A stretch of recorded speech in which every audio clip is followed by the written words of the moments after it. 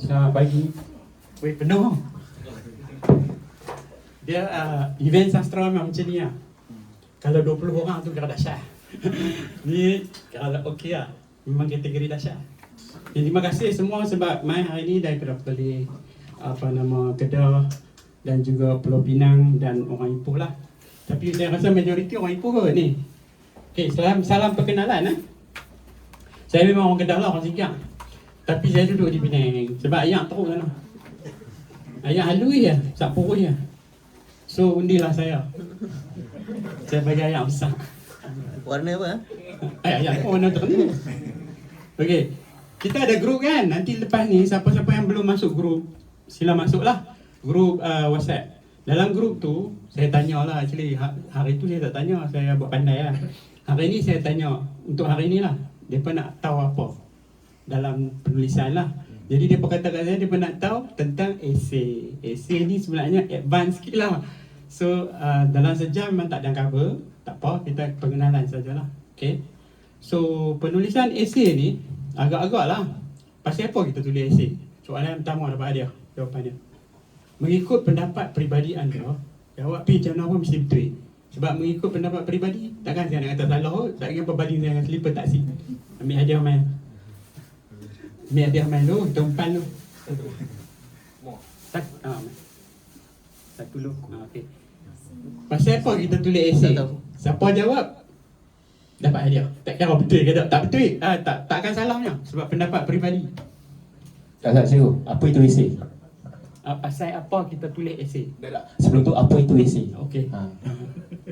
Mungkin ada yang baru kenalan kan? Esei itu apa itu esei? Esei ni kita tulis macam karangan.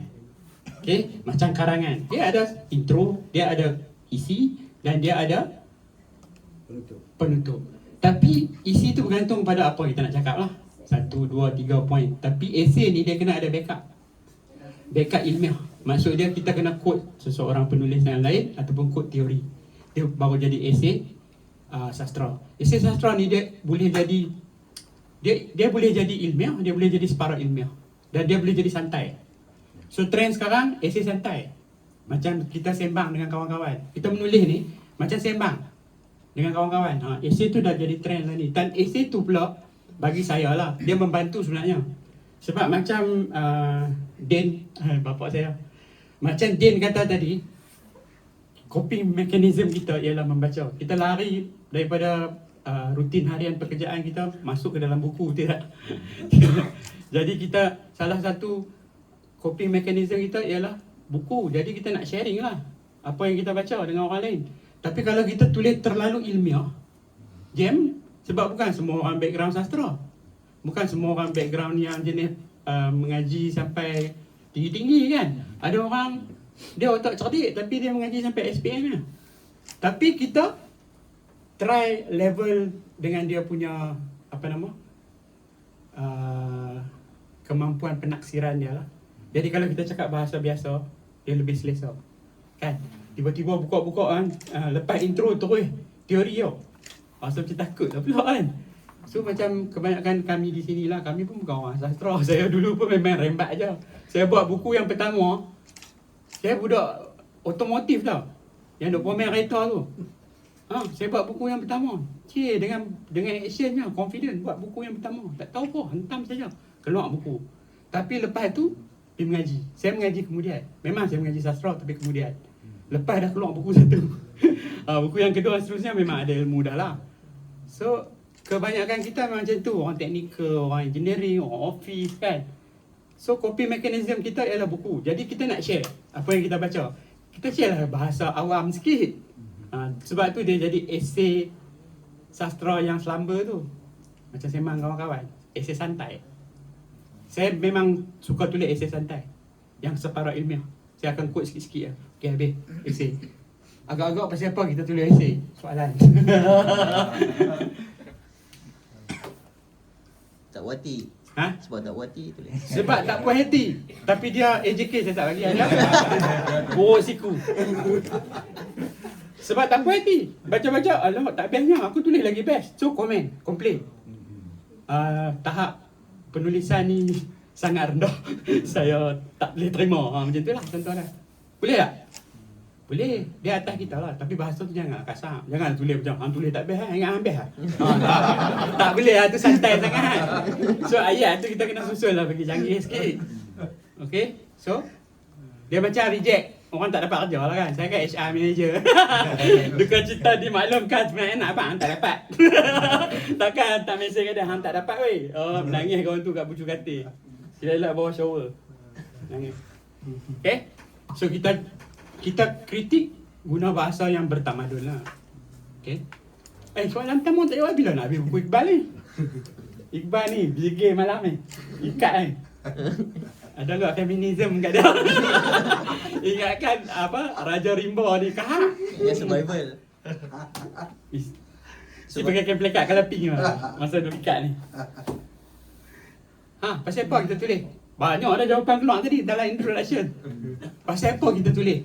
Nombor 1, Syed Pati kata sebab dia tak puas hati dengan karya tu. Contoh, dia baca cerpen, dia rasa meh. M-E-H. Meh. Rasa tak best. So dia lagi? Weh, interaktif lah sikit weh. Apa takut apa? Saya ni selamba je, tengok duduk sana. Nak kongsi apa yang kita baca. Nak ambil dia. Lega lah. Lambat ingat dia pun tak sabar. Saya pergi depan tengah mak.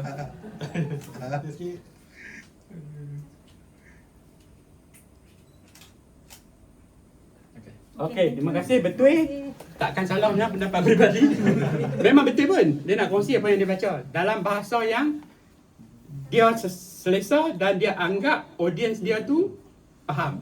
Okey. First kali kita kena decide audience mana kita nak tulis. Kita nak tulis kat siapa? Budak sekolah rendah, budak sekolah menengah, budak universiti ataupun sastrawan. Itulah yang menentukan kita punya level of language. Bahasa Melayu dia. Laras bahasa. Okay. So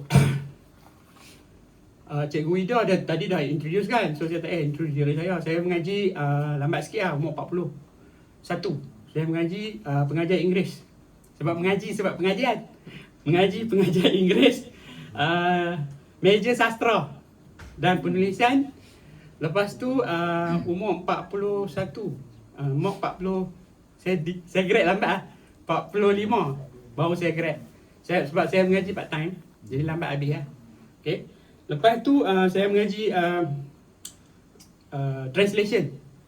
Diploma itulah, diploma yang ada ABC je lah tu. Apa nama kita panggil? Professional diploma lah. Okay. Lepas tu saya ada diploma dalam pengurusan management.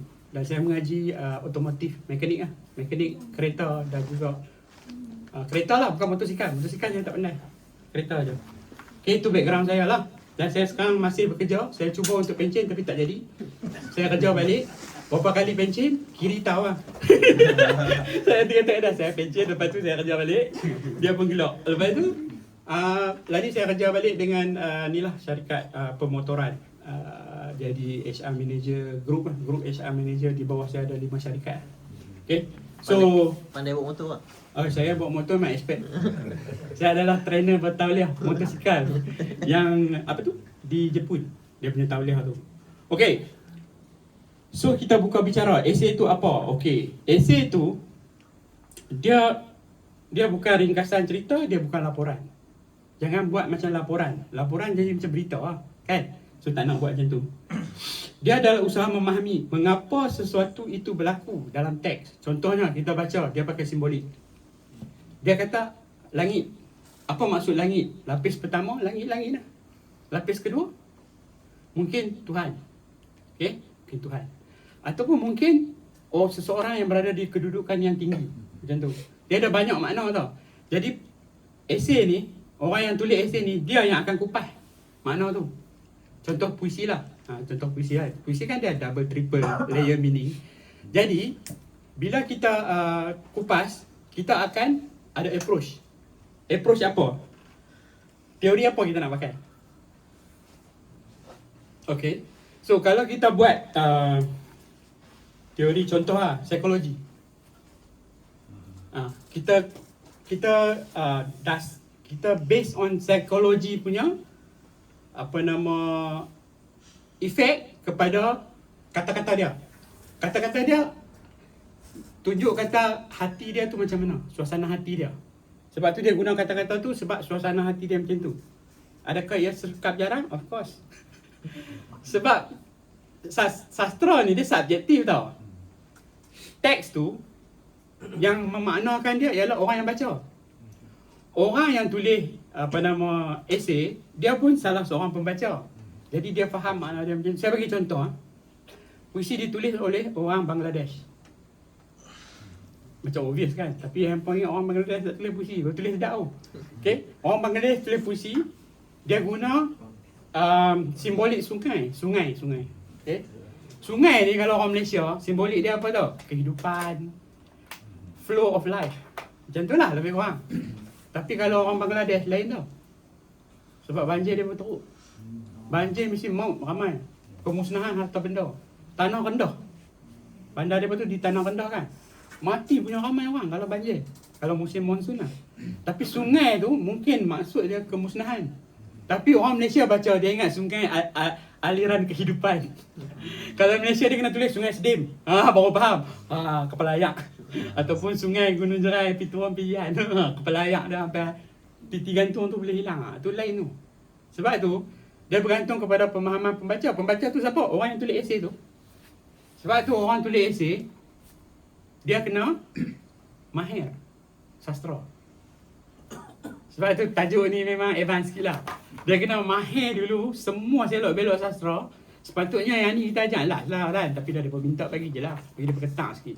So saya ajak budak-budak saya ni. Ada orang Ipoh pun ada seorang. Tadi apa dia tu? Lupa dah nama.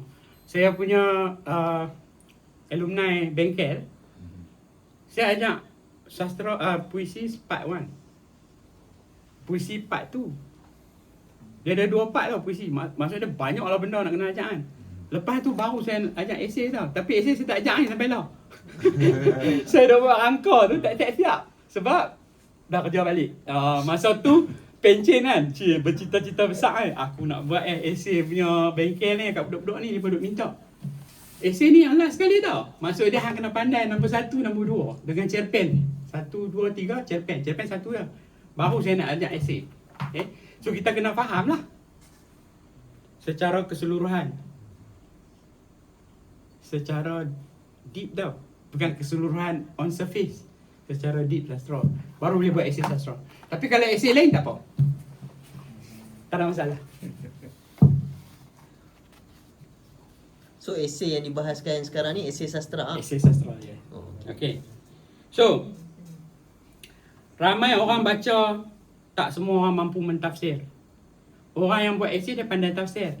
Sebab tu dia akan bagi tafsiran dia, sharing kepada orang yang baca. Orang yang baca dia lihat apa yang ditulis. Orang yang mentafsir dia tafsir apa yang tersirat. Maksud dia first layer meaning memang semua orang boleh dapat. Second layer meaning, third layer meaning tak semua orang dapat. Macam saya kata tadi lah, langit mungkin dia sebab tempat tinggi, mungkin orang yang tinggi, mungkin Tuhan. Okay? Pasal itulah esei ni dia dilahirkan. Contohnya puisi tentang laut. Pembaca biasa berkata, ini puisi tentang laut. Penulis esei dia tanya. Dia kepo tau. Penulis esei ni dia kepoci. Dia tanya, mengapa laut? Mengapa bukan sungai? Apakah laut itu kebebasan atau kesepian? Laut ni selalunya kita pakai benda yang luas. Infinite. Luas. Kita guna laut. Kalau sungai ataupun tasik, dia sempit lah. Tasik pun macam lombong besar lah. Tasik tu. Lebih kurang tu lah. Tapi dia macam tu. Dia ada circle. Dia ada tebing. Kalau laut tu luas. Kita akan guna laut tu maksud dia something greater than tasik lah. Greater than lombong.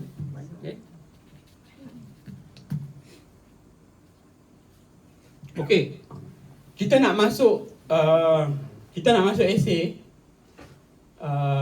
Jalan-jalan kita nak masuk tu ada teori lah, based on teori. Untuk permulaan ni kita pakai teori yang mudah-mudah lah. Tak payahlah pakai teori yang berat-berat kan.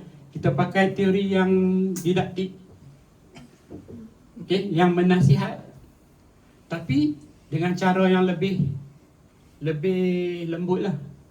Kita tak boleh lah beletiak macam cikgu kan. Setengah orang dia cikgu, dia akan mencikgukan diri dia dalam esei. Bila kita baca, cemunya dia beletiak kat aku. Sampai level tu lah, tak nak lah.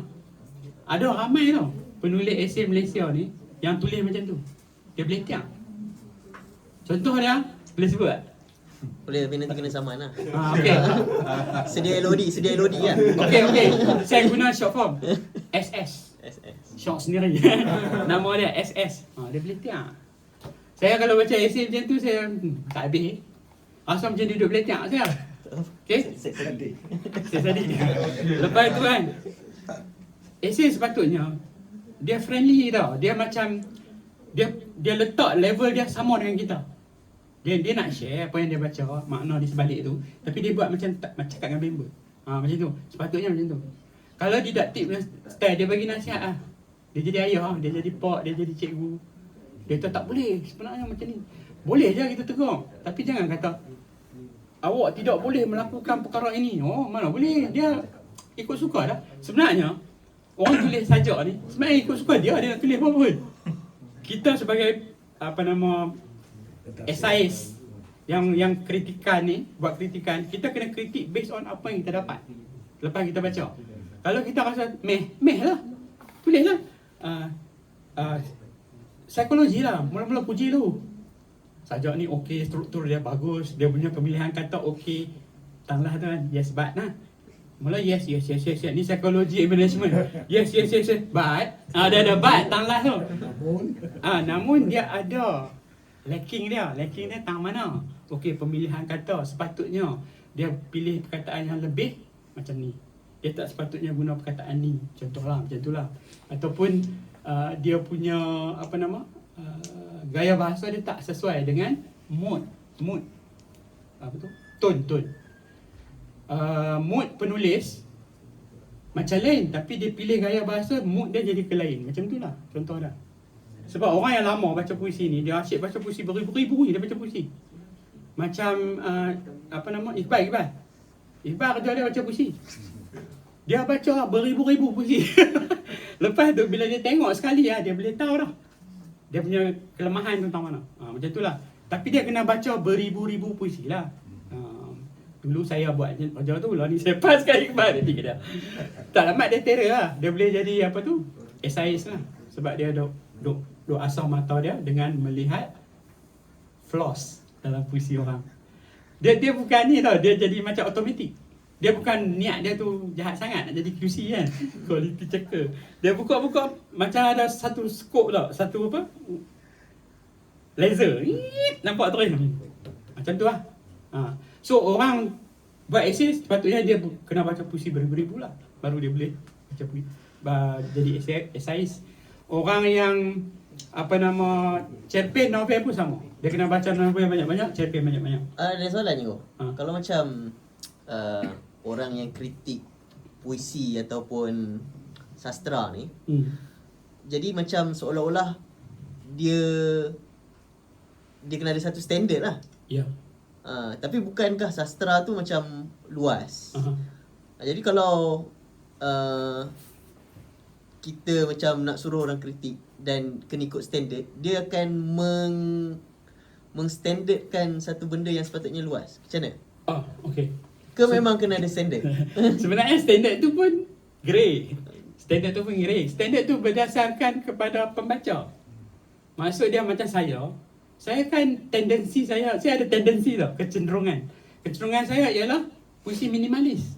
Kalau saya baca yang beropol-ropol, yang pakai make up dinner tapi pergi beach, saya akan pangkah walaupun penulis dia besar.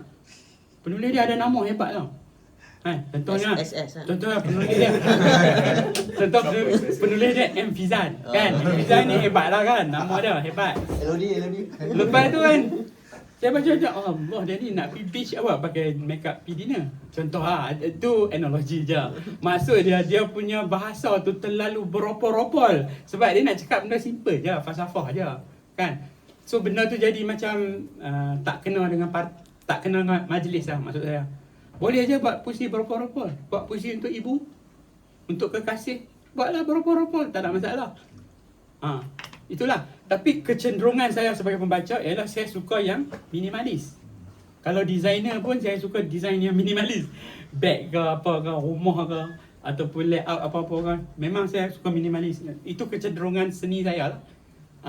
Appreciation art saya macam tu. Okay. So otak saya ni telah dicorak oleh benda tu. Sebagai penulis esais, saya pun akan nampak benda tu. Okay. Bila dia main berapa-apa, saya akan tanya diri saya sebagai seorang yang profesional. Adakah sesuai untuk majlis? Kalau dia tulis saja untuk ibu ataupun untuk guru, sesuai je. Tak ada masalah. Kalau dia tulis saja untuk benda yang simple-simple tapi dia duk berapa-apa tu, kalau kat DS pun saya balun je.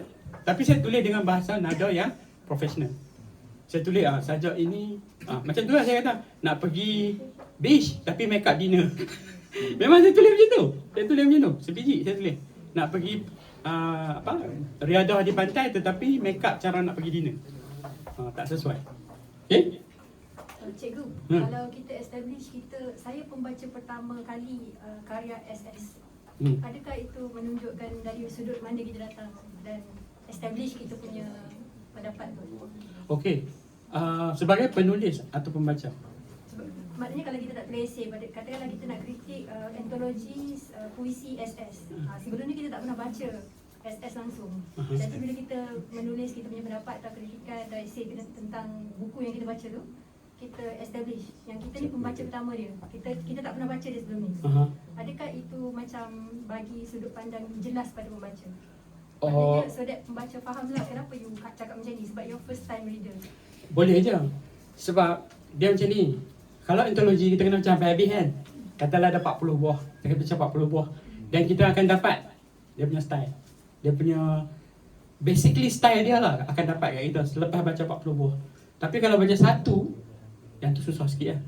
Macam saya duk buat dekat dia terbit Selangor Kini contohnya. Saya ambil satu je, saya terus buat. Yang tu susah sikit, yang tu kena kenal lama. Contohnya kawan-kawan lah kita duk baca kan. Kita duk baca Ahmad Fatih. Saya Ahmad Fatih tiba-tiba dia buat puisi satu. Dekat TV, tukang puisi. Saya kenal dia lama dah. Tapi saya baca satu saja. Saya kenal karya dia, bukan kenal dia.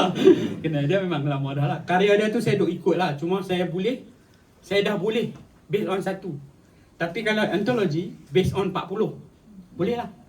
Kita boleh lah kritik dia based on apa yang kita baca. Dan kita kena neutral lah. Walaupun dia kawan kita. Contoh lah. Lebih baik tak kenal lah. Kalau kenal, dia ada macam tendensi untuk bias. Sebab kita manusia je, kita bukan robot. Kecuali kita suruh AI tulis lah. Tapi kita check juga lah sekali.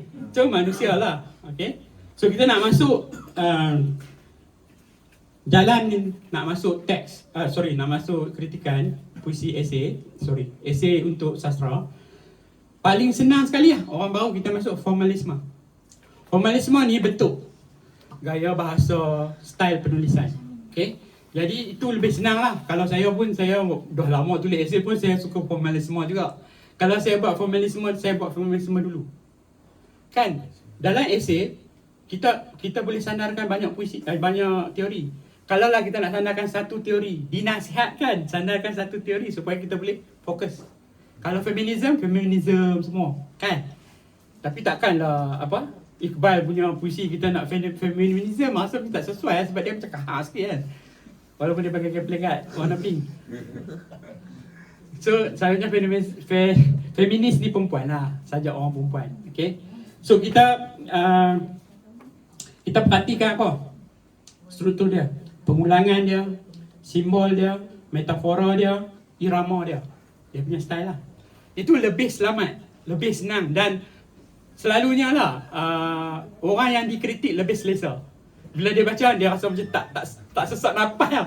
Bila kita ambil teori yang macam kasar sikit lah, yang boleh hantam dia susah hati lah masa dia baca tu. Yang ni dia kata okey lah, tak ada masalah. Backward nak kena sikit-sikit lah, tak kena teruk. Okay. So selamat datang kepada yang baru main. Ada kerusi kah? Cukup kah? Tak apa. Tak apa. Okey. Kita boleh masuk. Okey, kadang-kadang rahsia makna bukan pada cerita tapi pada cara cerita itu disusun. Dia punya kronologi. Okey. Soalan. Pengulangan. Bahasa orang putih dia repetition. Bahasa Indonesia dia repetisi. Senang buat kerja. Repetisi, repetition, pengulangan. Dia adalah ulang awal, ulang akhir, ulang tengah. Betul tak? Ulang akhir, ulang awal, ulang tengah. Mesidiplosis. Ulang awal apa? Anafora. Epifora. Mesidiplosis. Okey. Apa tujuan kita guna benda ni? Pengulangan. AJK Kompura kalau jawab tak dapat dia. Buruk siku. Hai, nak bagi hadiah banyak ni, Iqbal balik ni. Pasal kenapa kita guna pengulangan dalam cerpen, novel dan juga sajak puisi. Hampa ingat puisi saja. Cerpen pun sama. Tujuan dia sama. Kenapa kita buat pengulangan?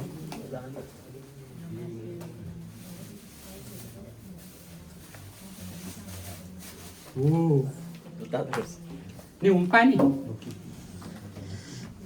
Kalau dalam bahasa apa? Bahasa dak-dak lah ni kan, dia kata race bait kan. Dia umpan bagi orang marah kan. Tak, saya umpan bagi orang nak ambil hadiah. Tu apa? DMA Islam. Kalau jumpa budak tu saya kena taji ke. Dia kata geng teater dengan geng sastra ni cerai kan. Boleh. Kita hot terus kan. Geng seni lah. Dia kata mengaji kuih kan. Nak tabur je. Okey. Saya walaupun tak bergiat di bidang teater, tapi masa exam dulu dekat U, teater dapat A tau. A+. Memang pelakon lah. Semula jadi walaupun tak berlakon. Repetition, kenapa kita guna dalam karya? Soalan. Ya, betul. Memang ada hal apa pun saya tahu lah. Penekanan. Ataupun dalam bahasa Singkiang, stressing the point. Ada orang dekat Amak? Ada. Say. Ini video. Video. Video okey tu, ada video. 1, 2, 3. Alright. Okey, terima kasih banyak. Stressing the point lah, penekanan. Pengulangan tu tujuan dia nak bagi orang rasa benda tu penting lah. Benda tu penting, kita ulang. Tapi nak pesan lah, kalau buat puisi, tajuk tu jangan diulang sebagai pengulangan tadi. Di body tu, di badan sajak tu, kita ulang. Aku tidak mahu, contoh lah. Aku tidak mahu, bla bla bla bla. Itu yang rangkap kedua, aku tidak mahu, bla bla bla bla. Rangkap ketiga, aku tidak mahu. Lepas tu tajuk pun aku tidak mahu. Redundant and klise. Okay, klise. Kalau hantar api dekat DBP pun rasa dia reject. Tapi kalau hantar dekat saya dengan Iqbal, kena terajang awal lagi ya. Tak, saya tak terajang, Iqbal terajang dulu. Dia first. Dia pass kat saya. Apa yang dia check tu memang betul lah. Okay. So repetition ni berkesan untuk stressing the point, satu. Tapi pesannya jangan ulang sebagai tajuk. Itu memang klise yang jenis dari zaman dulu orang buat tau. Bukan baru. Daripada zaman dulu, tahun bila tu, 50-an, 60-an tu orang dah buat lah. Okay? Orang dah sedang dah. Takkan kita 2026 tak sedang ni. Alright. Okay. Yang kedua ialah mula-mula body iaitu formalisme. Yang kedua ialah jalan nilai lah ataupun moral. Didaktik. Apa yang karya tu ajarkan. Yang ni ke basic senang orang baru belajar buat esei. Okey, nilai murni daripada sajak ini ialah apa? Dia macam sekolah-sekolah nilai murni kan. Tapi nilai murni lah nama dia. Walaupun kita buat esei untuk orang dewasa, walaupun esei tu untuk Dewan Sastra, nilai murni juga kita namakan. Okay. Tapi kalau Fadli Al-Aqiti, dia boleh terima lah. Kalau kita tulis orang putih sikit-sikit, dia tak ubah. Kalau saya tulis value lah. Value added. Dia pun dalam kurung lah. Dia tak marah sangat lah. Okay, dia tahu abang dia ni wayar putih. Short. Okay, mix up. Okay, so pendekatan ini melihat karya sebagai cermin akhlak. Hak ni yang dia ada tendensi untuk jadi cikgu lah. Dalam esei baca-baca, alamak duk letak kat aku lah. Hak ni yang saya kata tadi tu. Okay, atau sekurang-kurangnya cermin pilihan manusia lah maksud dia. Okay, so kalau kita ada orang dia melihat LGBT contohnya sebagai satu yang neutral, dia tak komen apa, jadi dia akan dalam esei dia tak komen lah. Tapi kalau orang yang pantang benda ni, dia akan kata ini adalah budaya negatif. Dia akan tulis tau dalam esei dia, budaya negatif ni tak sepatutnya apa. Macam Iqbal dia okey, dia jolly dia okey. Okay, so PBA KL nanti Iqbal akan keluarkan dia punya first novel fiksi. Tajuk dia Merah, promote sikit. Yang beli kan tu. Dia mula-mula keluar itu 18 SX. Lepas tu lah ni dah jadi 13 kan. Dia kena dia kena pancung dengan editor fiksi. Dia fiksi perempuan kan, dia sensitif lah dia. Okey lah. Oh, yang kan fiksi lebih liberal sikit dari segi. Ada. Fiksi law ni lain sikit. Dia dah mainstream lah. Dia dah tak larat nak rugi lah. Saya bawa keluar buku banyak tak boleh jual pula. Tapi kalau hari tu buku Iqbal kalau tak kena pangkas, memang ada ni lah, ada tendensi untuk kena sekat. Sudah list KDN lah. List KDN lah. Hot list. Okay, so untuk yang seterusnya ialah tadi jalan moral lah, didaktik. Kita komen tentang morality ataupun nilai murni. Okay. Yang ketiga, sosiologi. Sosiologi ni senang luas jugalah. Sebab sekarang kan banyak orang sakit jiwa, tekanan kerja, gelap apa, aku pun stres kan saja. Okay. Saya hari-hari kena scam. Budak-budak zaman law ni dia suka scam orang kan. Dia kata, saya jemputan temu duga. Baik cik, saya akan datang. Tunggu keras ya. Tak main. Lepas tu budak-budak zaman dulu ni, zaman saya lah, dia akan balas. Dia akan, saya tak boleh hadir, motor saya pancit betul. Budak-budak law punya pasal kat lah. Dia tak reply apa pun. Dia tinggal kita tergantung. Tu semua stres. Jadi jalan masyarakat sosiologi kita boleh guna Karl Marx, okay? Lahir dari zaman dalam tekanan ekonomi contohnya, ataupun kita panggil apa tu, gap antara sosial punya, kita panggil apa, orang kaya orang miskin tu, social gap, darjat antara dua darjat, B40 dengan T20 apa, orang kaya apa jenis tu lah. Okay, dari zaman dulu dia dah benda ni, tapi law ni pun boleh kita buat juga, sama juga. Okay, sama juga. So, cerpen tentang kemiskinan contohnya. Okay, bukan sekadar cerita saja. Dia adalah suara emosi, suara penulis tu yang tertahan. Contohnya, dia nak kutuk siapa-siapa lah kan, tapi dia tak boleh nak kutuk. Dia takut rumah dia kena ketuk pukul 3 pagi. Petrocom Bulgari. Jadi dia tulis cerpen. Bila dia tulis cerpen tu, dia kiaskan lah. Dia bagi jadi berlapis-lapis makna lah. Macam kita dah buat lah kan. Buat hantar pergi dekat majalah, hantar pergi kat berita harian dengan tak lepas elok. Sebab apa? Sebab orang yang baca tu, iaitu editor, dia tahu tak hang. dia ni duk kata kat siapa ni, tahu dah. Kalau aku bubuk, aku kena pancung dengan ketua editor. Kalau ketua editor lepas, kena dengan Kementerian Dalam Negeri. Jadi, mereka terikat lah dengan tangan mereka. Jadi macam mana kita nak buat? Kita terbit sendiri. Kita tarik balik, kita terbit sendiri. Kita suruh kiri terbit. Kiri tak ada. Okay? So, sebenarnya bukanlah benda yang reject, benda yang orang tak mau, benda yang mainstream tak boleh terbit. Ayat dia tu betul sikit. Mainstream tak boleh terbit, bukan tak ada kualiti, ada kualiti. Kalau tidak tak menanglah Federation peringkat dunia. Sebab memang ada kualiti. Cuma mainstream tak boleh terbit. Bukan dia tak mau terbit, dia pun terikat lah kan tangan dia pun. Kalau dia pun terbit, dia pun kena lah kan. Betul tak? Okay.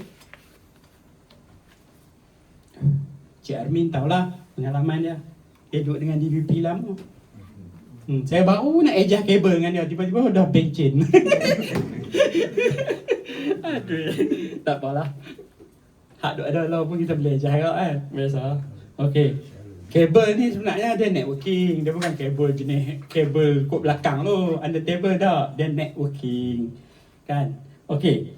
So, yang seterusnya, ada soalan sebelum tu? Sosiologi. Moral? Didaktik? Tak ada. Psikologi. Tadi? Sosiologi, kemasyarakatan. Sekarang, psikologi. Psikologi selalunya Freud lah. Kan? Itu paling senang. Okey, kalau tak faham, tak apa. Jangan takut. Tanya AI je. Sigmund Freud kata apa? Apa teori dia? Boleh tanya. Jadi, tak ada yang baru lagi macam sosiologi Marxis itu dah lama. ada yang baru. Yang baru. Ada baru selalunya dia guna neo kat depan. NEO. Oh tak, maksud saya contohlah katakan kalau psikologi tadi kan. Selain dia Freud, contoh Islamnya. Islami ada. Islami dia Adakah di Malaysia digunakan dalam penulisan esei sastra? jarang lah, tapi ada lah. Selalunya pensyarah lah. Pensyarah universiti lah guna. Selalunya orang-orang yang rock macam Syed Pati dengan saya, kami tak pakai lah tu. Kami rock sikit. Tapi ada. Sosiologi Islam ada. Tu apa tekdelisme apa semua tu kan. Dia ke arah tu lah. Dengan apa lama nampak ngaji orang putih, teori Islam fail. Okey. Dan ada lagi yang UPSI punya pensyarah tu, yang orang Kedah tu, apa nama dia? Apa dah? Dia pun ada satu teori dia buat. Apa nama dia buat, lupa tau. Saat-saat. Bukan. Dia dulu pegawai bomba, lepas tu dia pergi jadi pensyarah kat UPSI, lepas tu Dia jadi sastra lah. Sastra, pensyarah sastra. Ghazali Din. Cik baik ni ada orang lama kat belakang. Orang baru semua tak kenal. Ghazali Din ni dia memang dia ada cipta satu teori Islamik. Okay. Dan teori dia memang dibukukan lah. Boleh refer lah, boleh refer. Ghazali Din. Ghazali Din. Ghazali Din ni apa nama dia? Ihsan Nurzali. Dia punya nama pena. Ghazali Din. Dia pegawai bomba tu. Okay, so kita masuk 4 jalan tu lah untuk orang baru. First, baru. Tadi dia pun mengumpat you kiri. Tak. Depa puji you. Okay, yang pertama bentuk formalisme, yang kedua jalan nilai, yang ketiga jalan masyarakat, yang keempat psikologi lah, jalan jiwa. Okay. So watak yang marah mungkin bukan marah kepada orang lain, tetapi kepada luka lama yang belum sembuh. Kalau kita ambil dari segi psikologi tu, kita boleh selami apa sebenarnya yang dia nak kata lah sebenarnya. Kadang-kadang dia dia kata benda lain, tapi maksud dia benda lain. Orang yang psikologi ni lah. Okay, kebanyakan pesakit yang makan ubat lah. Pesakit. Ada orang klaim macam-macam, dia sakit ni, tapi dia tak ada buku biru tu, tipu. Dia kena ada buku biru. Okay, buku biru tu dia sakit lah. Apa tengok dia tulis puisi je lah. Macam mana lukisan abstrak, macam tu puisi dia. Sebab dia tak boleh cakap direct, orang tak faham dia. Jadi dia cakap benda macam ni kita boleh ulas. Tapi kita kena faham lah benda tu, kita kena kaji lah. Penyakit ni. Kan? So nak tulis puisi sedap kena sakit lah. Salah satu cara dia. Kena sakit, kena miskin, kena berada di titik terendah. Puisi dia memang best. Kena murung. Kalau berada di titik terendah pasal menerak sambil tulis tak cik. Itu titik dia memang rendah, dia di bawah. Ni titik terendah dalam hidup lah. Stres, dibuang kerja, ada anak bini nak sara, lepas tu apalah sebagainya lah. Tengok dia tulis puisi memang best. Kalau tak saya baca puisi orang Indonesia. Duit kecil, pajak mahal je aku jadi Indon lah. Pajak mahal, lepas tu nak masuk kerja kena pakai kabel, rasuah. Memang teruk lah. Tapi hampa baca puisi dia, best tak best? Memang best. Sebab apa? Itu jujur, tahu jujur. Perasaan orang yang kejujuran yang ditulis sebagai puisi. Kita orang yang senang ni selalunya fake. Dia macam orang pelakon-pelakon Korea yang saya tengok Ilun Terpacok tu, tapi buat plastik surgery. Memang cantik, tapi orang yang betul-betul faham puisi, dia baca dia tahu kita fake. Sebab dia pandai bahasa, dia mengaji puisi, dia boleh manipulate lah bahasa. Dia pilih pilihan kata yang tercantik lah. Dia polish tau, puisi dia polish. Kalau puisi raw ni, hang baca, dia tak polish tau. Dia guna kataan yang raw-raw ni. Hang baca memang, ini betul-betul jujur ni. Selalunya dia tak banyak lah. Selalunya dia minimalis. Dan dia, lyrical. Macam dia bercakap dengan kita. Dia cerita masalah dia tu. Itu puisi yang jujur lah. Tapi kalau puisi yang orang yang pandai buat puisi, pandai jadi hakim, pandai mengajak puisi, puisi mereka ni polish lah selalunya. Kalau baca pun rasa macam fake. Rasa macam plastiknya. Tapi memang mereka akan menang sastra. sebab hakim nak tengok yang polish. Mereka akan menang, dia sastra. Okay. So struktur tulang belakang esei. Sastra ni dia macam-macam passion. Dia lembut kot ni, dia lembut kot ni. Dia macam, orang kata apa? Kita panggil terbuka luas lah.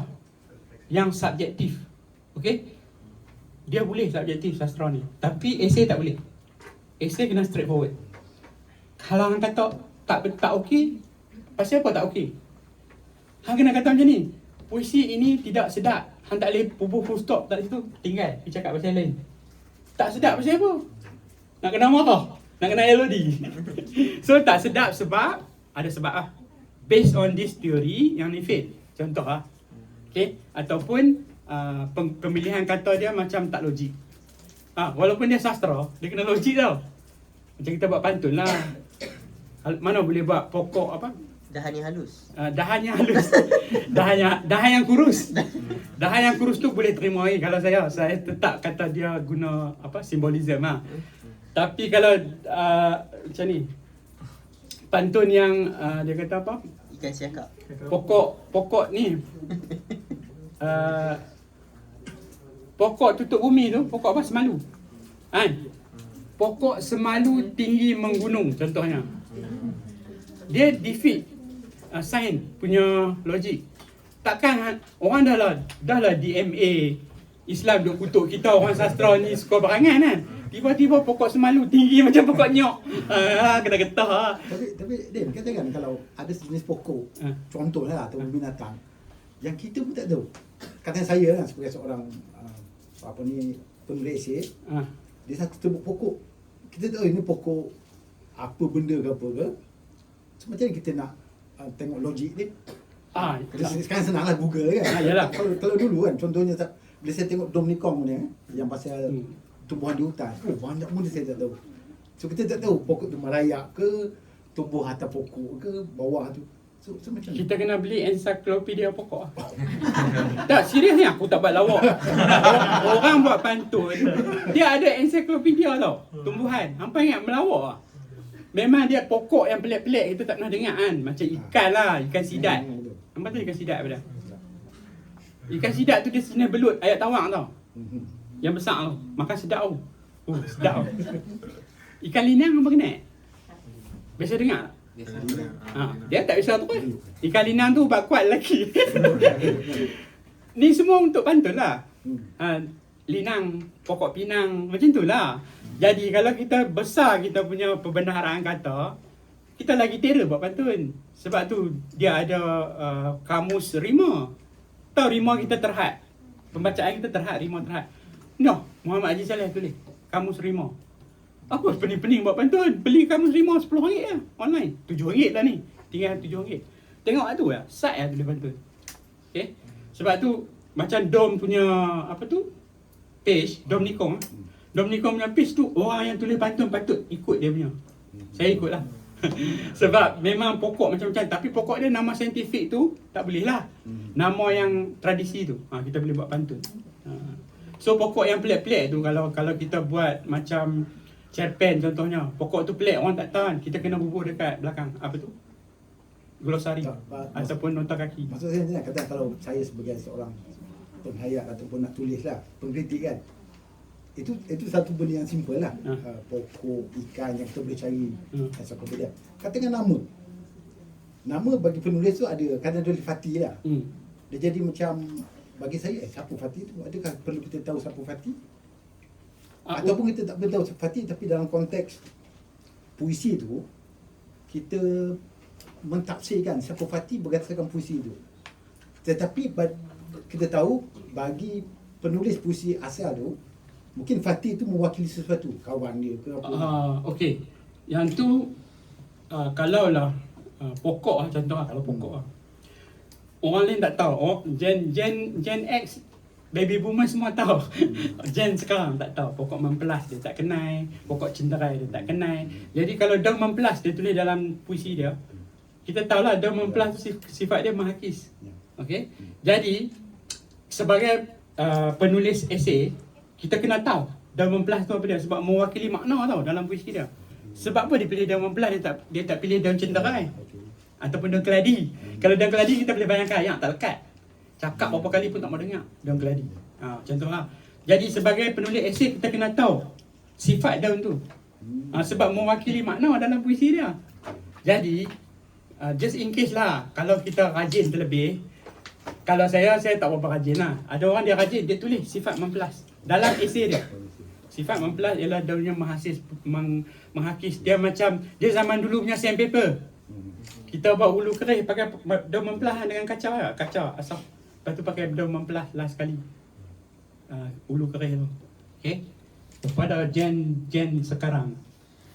Itulah, kami orang lama, kami tahu kan. Dah ada rasa tua. Pakai cap cover uban pun tak jadi. Okay. So, macam ni kita nak rangka dia. Pertama, mesti ada pernyataan, mesti ada huraian, mesti ada bukti, mesti ada ulasan. Okay. So, pernyataan dia, okay, ini salah. Cara penggunaan, cara pada rangkap ni saya dapati tak okey. Itulah pernyataannya. Okay, lepas tu kita hurai. Pasal apa tak okey? Okay. Okay, based on apa? Comparison, bukti keluar. Daripada teori sekian-sekian, apa tu, daripada Manasikana. Favorite lah Manasikana, sebab dia tulis banyak esei. Jadi dia senang jadi bahan rujukan lah. Kepada penulis esei, saya nasihatkan lah, beli buku Manasikana. Nak suruh desain tak ada dah, arwah dah. Tapi buku dia untuk pasca modernis sangat-sangat sesuai. Sebab dia banyak tulis teori pasca modernis. Jadi saya banyak guna dia punya ni lah, buku lah, untuk buat reference masa saya tulis esei lah. Dan dia lah bapa pasca modernis teater dan juga cerpen Malaysia. Okay, zaman tu dia dah kita duduk di planet Pluto, kita tak mendarat di bumi kebanyakan daripada kita lah. Dia dah tulis dah pasal pasca moden punya teater, skrip. Asyik. Tu pun dia pun komplain, dia dapat ni, SN. Mau tampak dengan selipar taksin lah, siapa yang komplain tu. Okay? Dia adalah orang yang paling layak sekali dapat. Dia hidup kan, dia mati kan, dia layak. Okay? So, tanpa bukti teks, esei hanyalah pendapat. Kalau kita saja-saja tulis kat kawan-kawan kehadapan yang diingati, tu lah, jadi lagu tu lah. Dia tak ada value sebagai esei ilmiah lah. Okay? So, esei hanya pendapat, jadi tak laku. Tanpa huraian, bukti hanyalah petikan. Petikan yang hearsay lah. Kan? Boleh tak saya petik Syed Ahmad Fatih? Boleh. Sebab dia penulis. Dia ada pendapat dia sendiri. Dan dia biasa tulis esei separuh ilmiah. Kritikan lah, tapi dia puji lah. Saya punya cerpen yang kat belakang tu. Siapa nak beli dapat kat belakang tu. Cerpen terbitan Biblio. Dia tulis, dia pun penulis Biblio. Dia pergi tulis kritikan, ulasan buku penulis Biblio yang diterbitkan oleh Biblio. Acik tak? Ciri bayar tu. Tak, suspek juga tu. Dah, sebenarnya tak bayar apa-apa. Kroni. Dia dibayar oleh Dewan Sastra. Dapat lagi duit. Oh tak check je. Nak tahu orang kaya ke tak? Bank dia tak peduli. Itu orang kaya. Okay. So alright, yang seterusnya ialah setiap perenggan mesti menjawab soalan. Apa yang kita nak buktikan? Kita keluar satu point. Selalunya lah nak bagi senang kan? Intro. Lepas intro, point 1. Point 1 tu mesti menjawab apa yang kita persoalkan. Maksud dia macam kita cakap sendiri, seorang-seorang. Cakap seorang-seorang. Tulis esei ni kita kena short sendiri. Cakap seorang-seorang. Kita tanya, kita jawab. Kita tanya, kita jawab. Kalau tanya saja biar tergantung, itu novel boleh lah. Cerpen ke, buat ending yang open ending. Boleh lah. Tapi esei tak boleh. Dia lain sikit. Dia tak boleh. Okay? So, saya sampai 12.45. Mereka kata bagi mic kat saya 3 hari 3 malam. Saya tak boleh stop kan. Sebenarnya boleh, tak ada masalah. Saya boleh stop. Okay. So,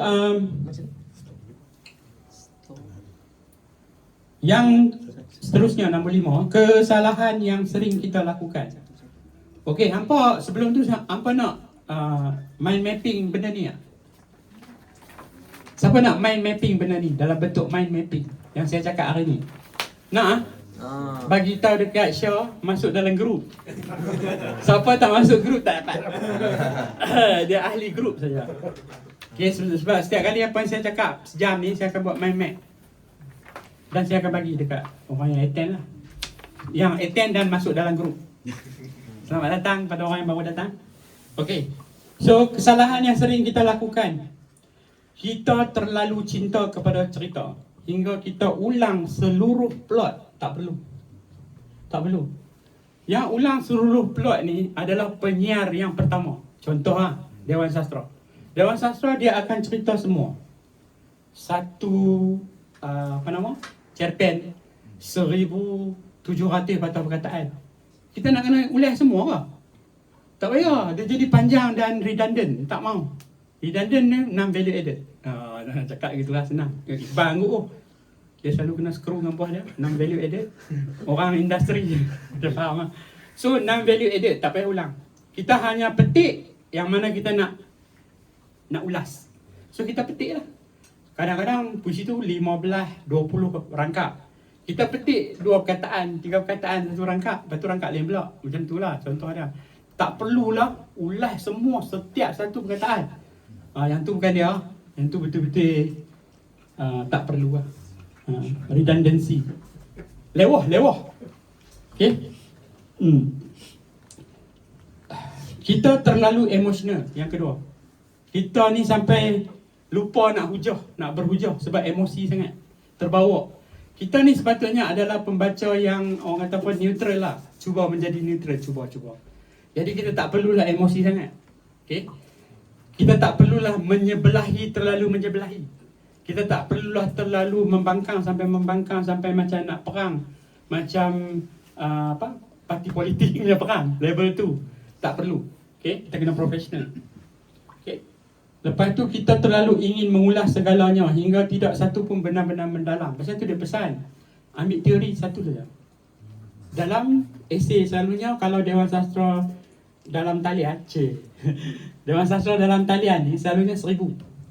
900 ke 1,000 patah perkataan. Jadi 900 ke 1,000 patah perkataan, kalau kita nak bersandarkan 3 teori, dia jadi macam surface sajalah. Saya selalu 3 teori lah. Formalisme, sosiologi dengan bukan sosiologi, psikologi. Lagi satu Didaktik. bukan pembaca. Reader response. Reader response ni paling senang lah. Reader response ni pendapat saya based on diri saya punya pendedahan ilmu, pendedahan kemasyarakatan, lingkungan dan juga pengalaman hidup. Jadi itu lebih senang lah. Lagi satu.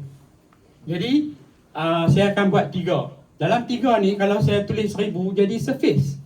Kalau lah saya ambil satu saja, contohnya, dia akan mendalam. Sebab dia terhad. Okey, kalau Dewan Sastra dalam majalah pula, dia bagi kat kita puisi yang bulan lepas. Bulan lepas kata keluar 10. 10 banyak sangat kot. Lah ni sikit kan. 7. Keluar 7. Dia bagi kat kita. Macam selalunya kami ni jemputan lah, dan up lah. penulis jemputan yang nak tulis dekat Sewa Sastra punya kritikan puisi adalah penulis jemputan. Jemput macam mana? SMS pula zaman bila tu. WhatsApp je. Bang, bulan depan abang tulis lah. Cik, lepas tu dia hantar lah. Dia hantar puisi main kat saya 7. So saya tahu awal lah siapa keluar. Tapi saya tak ada cerita lah rahsia. Jadi saya akan buat esei untuk 7 puisi tu. Jadi takkan Setiap satu lah. ya setiap satu, tapi ulas sikit-sikit lah. Dia tak boleh lah ulas banyak-banyak sebab dia 16 page saja. 16 page berapa perkataan lah. Kalau pon 12 selang langkau 2 lebih kurang 2000 lebih kot kata perkataan.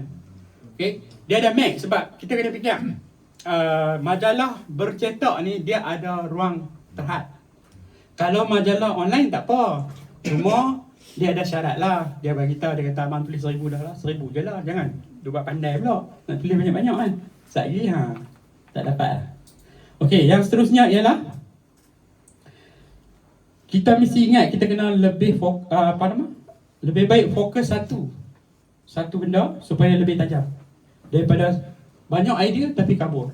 Dia jadi tak tahu kepala ekor, tak fokus. Sepatutnya teori pula. Kita punya esei ialah separuh ilmiah atau ilmiah lah.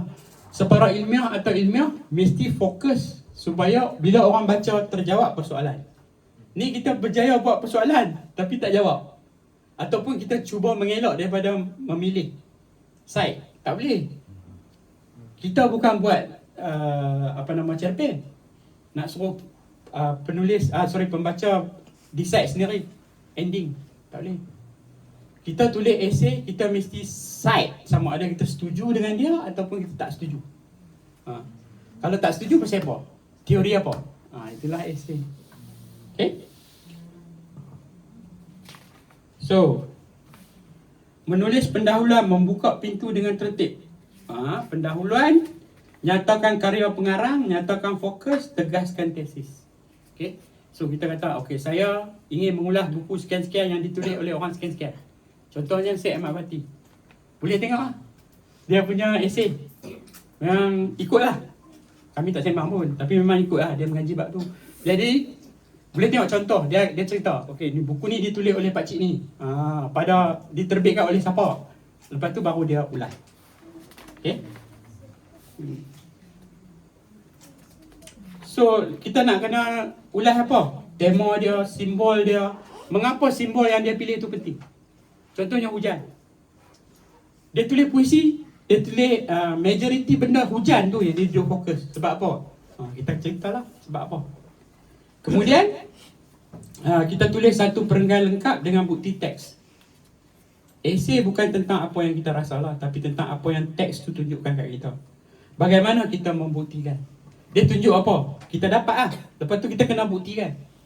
Kata benda ni ialah benda ni. Apa yang dimaksudkan oleh ni ialah yang ni. Ada soalan, ada jawapan. Ada soalan, ada jawapan. Okay. So yang seterusnya ialah 46 lah. Ambil 1 minit. Mengapa kita menulis esei? Kerana menulis esei ialah cara kita berdialog dengan karya. Dan juga berdialog dengan orang yang belum baca. Jadi kita dialog dengan karya, maksudnya kita dialog dengan orang yang tulis lah. Contoh, Din tulis saja. Saya duduk sembang dengan dia, hang tulis ni apa Din? Mampu ni. Contoh lah. Tu saya duduk bercakap dengan dia. Berdialog dengan karya dia, berdialog dengan dia. Lepas tu saya juga berdialog dengan pembaca lain untuk share apa yang saya dapat. Okay? So kita tidak sekadar membaca, kita membalas. Apa yang dia tulis tu kita balas. Apa yang kita tak puas hati lah. Tak sedap lah. Kenapa tak sedap? Kita huraikan pasal apa tak sedap. Okay? So dan dalam dialog tu lahirlah kefahaman. Siapa? Pembaca faham apa yang POV kita, penulis. Dan pembaca pun faham POV pengkritik ataupun esais. Kalau pengkritik tu macam cengeng kan? Kita kata esais lah. Okay. Alright. Dan kita menulis esei ni bukan nak tunjuk kita pandai. Bukan nak tunjuk kita pandai, tapi menunjukkan kita benar-benar membaca dan faham apa yang kita baca. Okay. Kenapa orang jadi pandai lah sekali? Pasti dia faham lah. So sebenarnya memang nak tunjuk pandai lah. Tapi dia malu nak abang. Dia memang kena pandai lah sebab dia faham. Dia baca betul-betul sampai dia faham.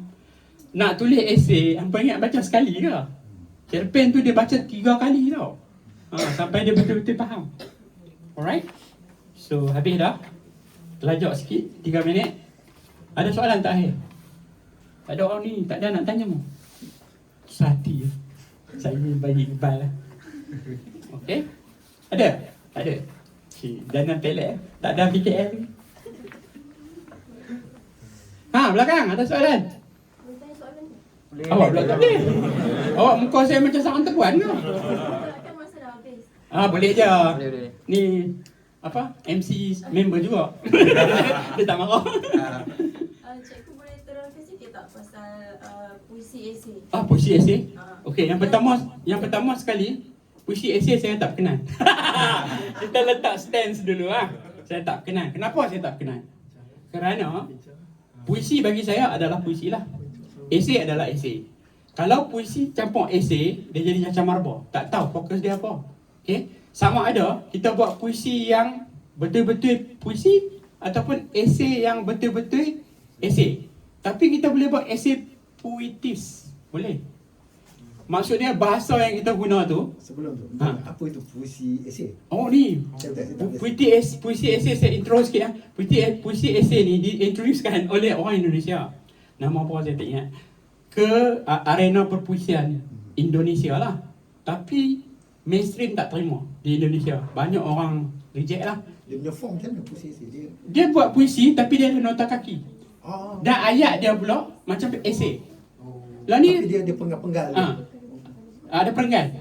Lah ni hang anak tulis esei kan nak tulis puisi. Decide lah. Kita ada puisi puisi apa nama? Puisi apa yang macam karangan dulu buat pula. Prosa. Puisi prosa. Kita dah ada sejak tahun berapa?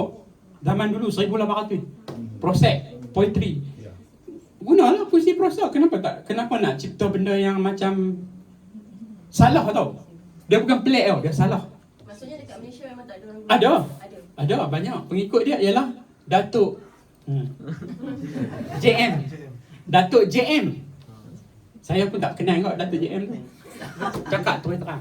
Terang lah. Nak belajar ni kena terang lah kan. Datuk JM ni dia Supaya kami boleh check. dia balun pencalonan mana Cikano. So saya tak kenal. Siapa dia? Maksudnya kita Oh, boleh dia sini gunakan maklah. prosa. Ah. Puisi prosa tu tapi bukan puisi esei. Nak tulis puisi yang jenis ada perenggan macam karangan, tulislah puisi prosa. Puisi prosa. Kalau nak tulis esei, tulis esei. Tapi nak tulis esei yang bahasa dia puitik, tak ada masalah. Tapi nak tulis esei, nak tulis puisi dalam bentuk esei, salah lah. Memang salah. Okay? Puisi esei. Jadi itulah, ikut pendapat peribadi saya lah. Ada orang yang kat sini pun yang boleh terima puisi esei, ikut suka kat dia lah kan. Tapi kalau saya, bagi saya tak cuna, tak kena. Okay? Tapi kalau macam dalam cerpen macam ada ayat-ayat yang berbentuk puisi itu tak apa kan? Macam dalam kita tulis Dalam cerpen jangan kata puisi, pantun pun boleh pun. Tak kisah. Bahasa puitik pun boleh. Baca cerpen Cikgu Ida zaman dulu. Zaman dia duk syok sendiri tu. Baca cerpen saya yang pertama. Macam puisi tu. Pasal dia Cewi tau, Cewi. Bahasa utara. CEWI. Dia baru dapat benda tu, dia hadap sangat tau. Dia macam Syok dia syok semua. Dia syok Saya dulu saya tak kata panas terik. Matahari mengoyak kulit. Dalam cerpen tu. Ya, cantik tu. Memang cantik lah.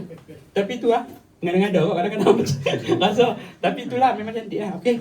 Kalau tak ada soalan, terima kasih banyak. MC marah. Okey. Terima kasih. Assalamualaikum. Terima kasih.